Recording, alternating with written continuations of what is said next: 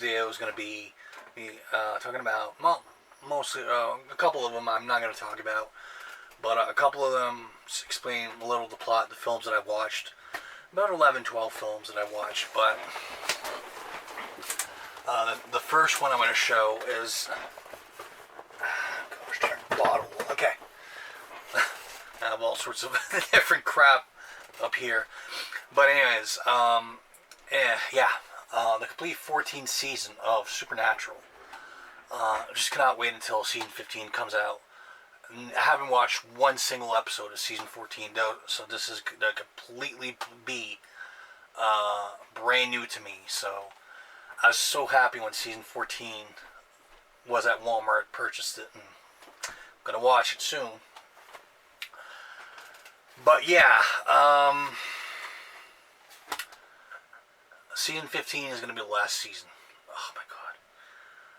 It's been up and down with the series. I've loved it for 6-7 years since I went completely nuts one day at Walmart and purchased, I think, up to season 6 on Blu-ray. And ever since then, I religiously been purchasing the seasons and all that. I know the series has a cult following and everything. So, yeah. So I can't really say too much about the season. I've watched 0 episodes, so yeah. Okay, the first movie is The Swiss Family Robinson. Pretty much everybody knows. Pretty sure a lot of you people have. A lot of you people out there have read the book The Swiss Family Robinson and all that. But the story, they're stuck on an island and trying to live there, and they're trying to figure out a way to get off the island and everything. So yeah, it's a good little flick. I liked it. The pirates were amazing in this. Just pretty much a relentless pirates and all that would not give up until they got what they wanted. Good acting. Amazing stuff they did in the 60s back then. Good little story. Even with the young girl and all that, two of the boys and all that, and the Swiss Family Robinson saved her from the pirates and everything. I do think she played in other movies and Disney movies and all that. I can't pinpoint which ones, but yeah, I don't know who she is. Doesn't really say too much about this. Yeah, 1960 Disney studio album. So, but what is really fun about this is an audio commentary, and a rare occasion that Disney puts an audio commentary in this. So yeah.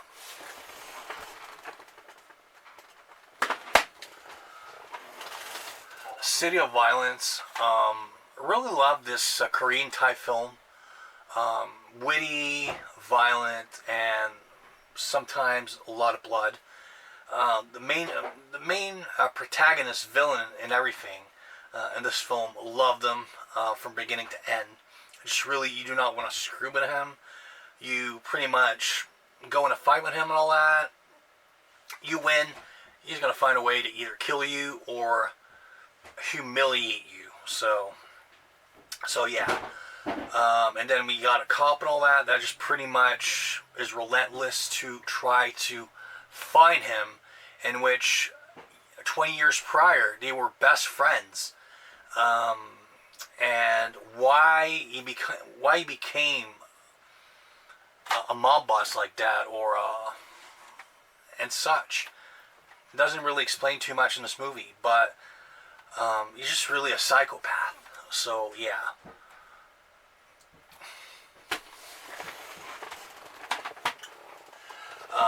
Also, the main protagonist, the villain, and everything, was pretty much scares a lot of the people in that little city of Korea and all that.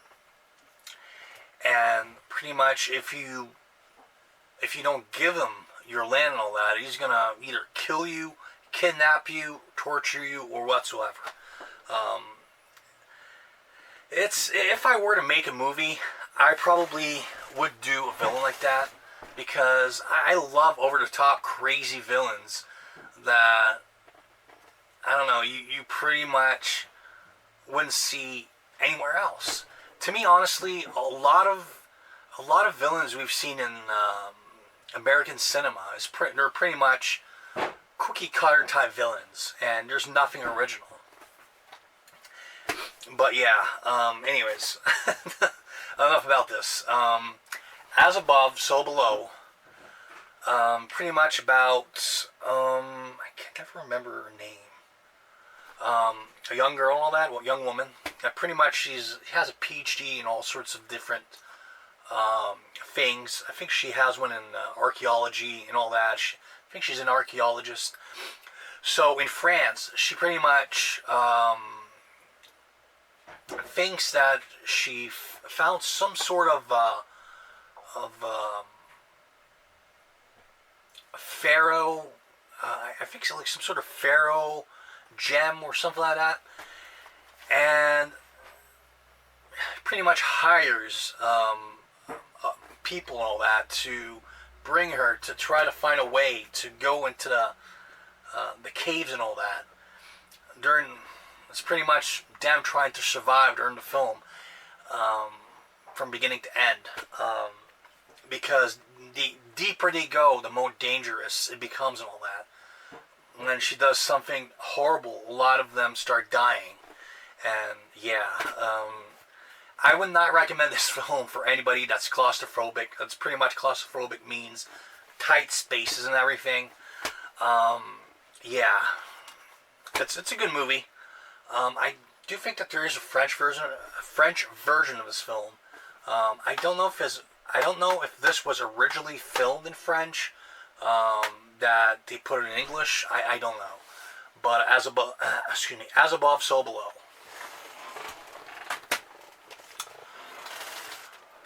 Caprice, Doris Day, and Richard Harris. Nothing too much to say about this film. Pretty good film. So yeah. Penguin Highway. About a young boy and all that. It's pretty much, he's a brilliant genius. One day, finds out that there's a whole bunch of penguins. I think in downtown or someplace in Tokyo. And it's really him trying to figure out where the dang penguins come from. And how they really appear and everything. So one day he meets a woman that he finds out that she's the one that pretty much creates the penguins and creates all sorts of different creatures and everything. So it's up to him and her to pretty much find out the reason why she's doing this and where she's from and everything. Yeah, just really an interesting little anime. It's about 2 hours and 5 minutes, I think. Pretty good little anime. This is based off of a book, a Japanese book, so kids book. But I do think that there is a couple of adult jokes in this. But yeah, it's really a really good film. The next one is Buster. Buster is pretty much Phil Collins, that you don't really see a whole lot of. He's a criminal and everything. He's been a criminal mostly a lot of his life. So one day he decides a lot of his buddies and him to go rob a train. A good percentage of the people that robbed the train with him and all that get caught and put in prison. But him and another of his buddies pretty much go, I think, South America or someplace like that, to hide from the cops and all that, to make sure that they don't get caught. So yeah, it's pretty much him and his wife and his kid and I think it's South America, Bahamas or something like that. Pretty much them trying to survive there. And at the end of the film, which I'm not going to say too much about, I really liked it. Just the way the story ended and all that. Pretty good little flick. To be honest, I've never seen this film anywhere else. I think I bought it at Giant Tiger, so probably one of the worst films in this entire thing has to be I'll Always Know What You Did Last Summer. It's pretty much the same premise of the other two. This is the third installment.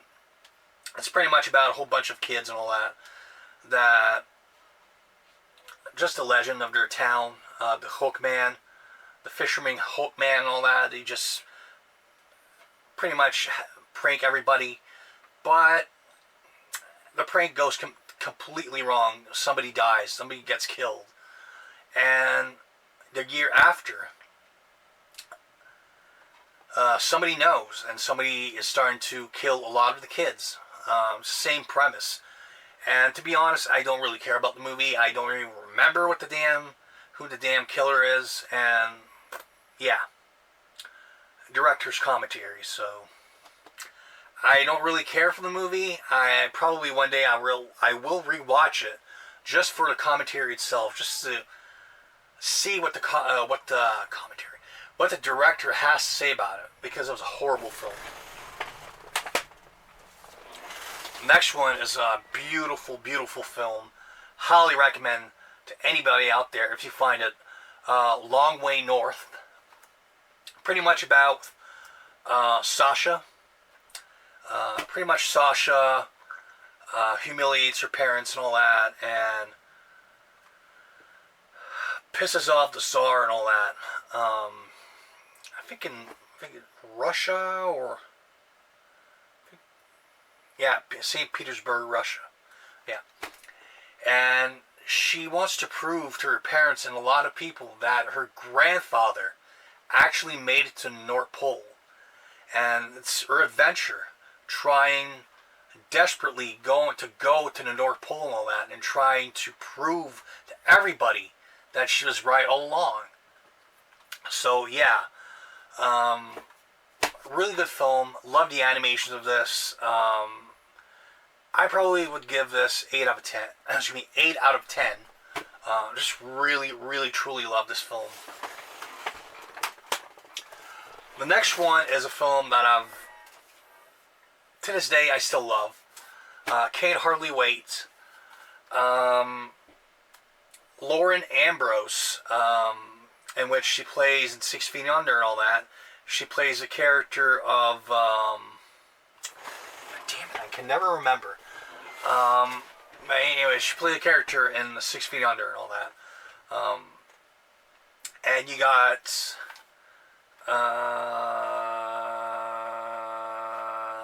Seth Green and Jennifer Love Hewitt. Jennifer Love Hewitt, never seen a lot of the TV series she did, but I don't think she's done a whole heck of a lot of stuff the last couple years. But you have a cameo from Melissa Joan Hart in this, and which is a cameo. She's pretty much during the entire film and all that. Just really a weird little cameo. She's just an obsessed student and all that. Oh, can you sign my yearbook and everything? Oh my god. I think that's a year or two after she began as Serena Teenage Witch on TGIF. So, and she reprised. Well, she didn't reprise, but she did like a little cameo in what's the name of the movie again? Not Another Teen Movie.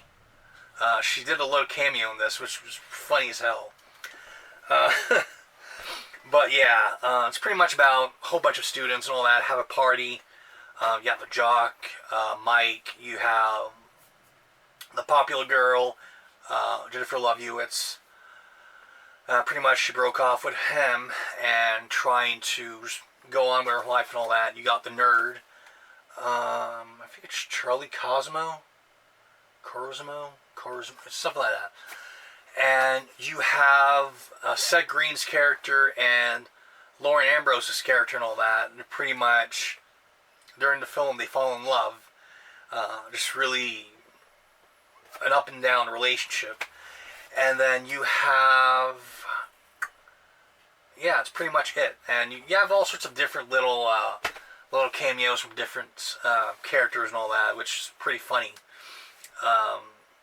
would I recommend this film? Oh, hell yeah, I would recommend this film.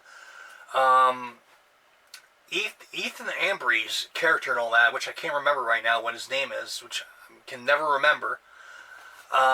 Any character's names. I'm really bad at that. But yeah, he pretty much has a letter that he's been holding for 4 years and all that to give to Jennifer Love Hewitt's character and all that. Yeah, since the first day that he met her and all that, he fell in love with her. So yeah, pretty bad at explaining shit, but it's pretty much what the premise of the film is. Just trying to take bad little pieces of puzzle and trying to bang it together and all that. That's pretty much what my review is. And trying to put it together and all that, and get pissed off and open the window and throw the fucking puzzle out. Goddamn fucking piece of shit puzzle. Just pissed off and everything. Oh my god. That's pretty much my review, my thoughts on the movie was. I don't know, I'm just weird sometimes.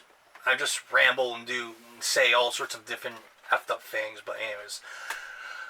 The Illusionist. Good little animated film, so.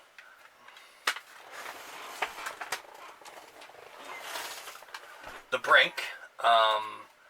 This was Cantonese, yeah.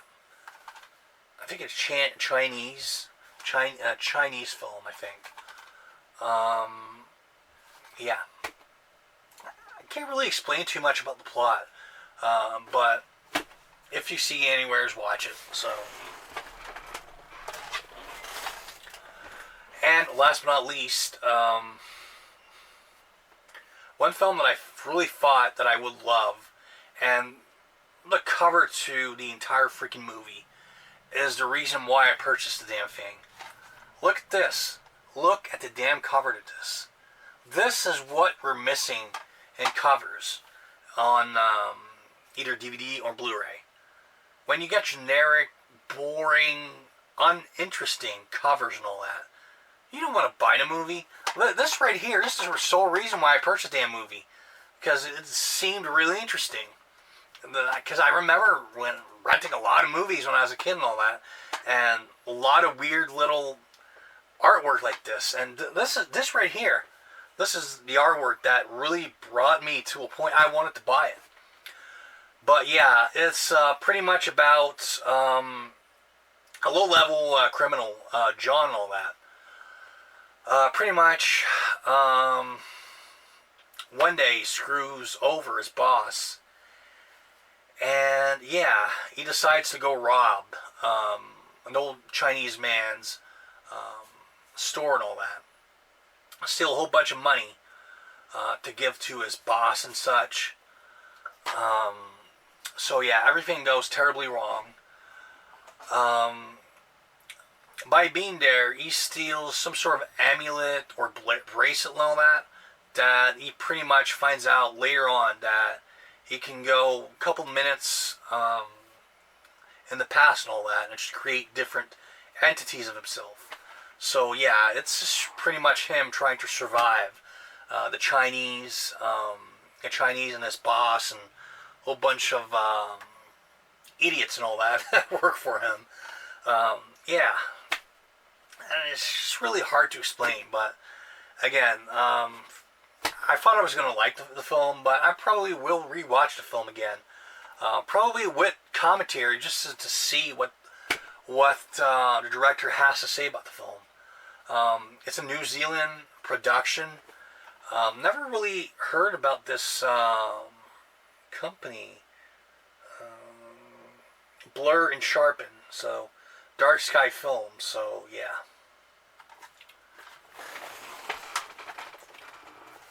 Oh yeah, before I leave, I just want to show this one. This one I purchased, I think, for a quarter or something like that, quarter or 50 cents at a garage sale. Universal Studios Florida experienced the magic of movies. I think it was a year or two after Universal Studios Orlando opened, and just really tried. they're explaining to you a lot of the rides, just showing you the rides back then. And to me, honestly, it's just really, it's a capsule to the past and all that, that you're not going to get back unless you have a movie like this, a VHS or a DVD or whatsoever. And I do remember watching old Universal movies and all that, and they do have like ads that Universal Studios Orlando, Florida is going to open this fall or stuff like that. I just really love it. I just really love stuff like that. So anyways, that's pretty much my my little video. Hope a lot of you people enjoyed it.